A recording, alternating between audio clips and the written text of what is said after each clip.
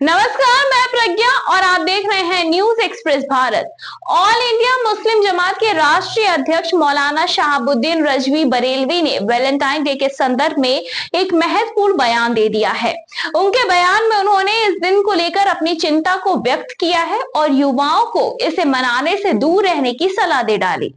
मौलाना ने कहा है कि वैलेंटाइन डे के मौके पर अक्सर ही नौजवान लड़के और लड़कियां गैर रिश्तेदारों और अजनबियों के साथ सार्वजनिक स्थलों जैसे कि पार्कों और होटलों में बैठकर अश्लीलता फैलाते हैं और ये सब कुछ समाज के लिए नकारात्मक है और काफी ज्यादा हानिकारक है।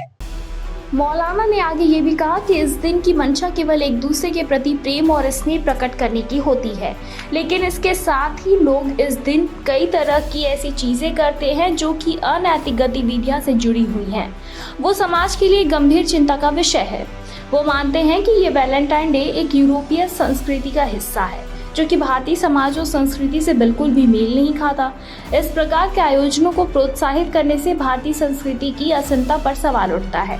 उन्होंने ये भी कहा है कि इस दिन की असल समस्या ये है कि युवा पीढ़ी को समाज के प्रति अपनी जिम्मेदारी से विमुख कर देता है। लड़के और लड़कियां एक दूसरे के साथ बिना किसी मर्यादा के समय बिताते हैं जो कि भारतीय संस्कृति और शरीयत के खिलाफ है। मौलाना के घरों के माता पिता को भी इस संबंध में अपनी जिम्मेदारी का एहसास दिलाया और कहा कि उन्हें ये देखना चाहिए कि उनके बच्चे किस प्रकार की गतिविधियों में भाग ले रहे हैं। माता पिता को बच्चों की आदतों और उनके जीवन की दिशा पर नजर रखनी चाहिए ताकि वो सही मार्ग पर चल सकें और समाज के लिए लाभकारी बन सके।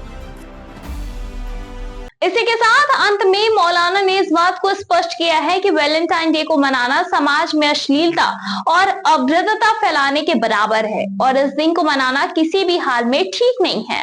फिलहाल इस पे आपकी क्या कुछ राय, हमें कमेंट सेक्शन में कमेंट करके जरूर बताएं।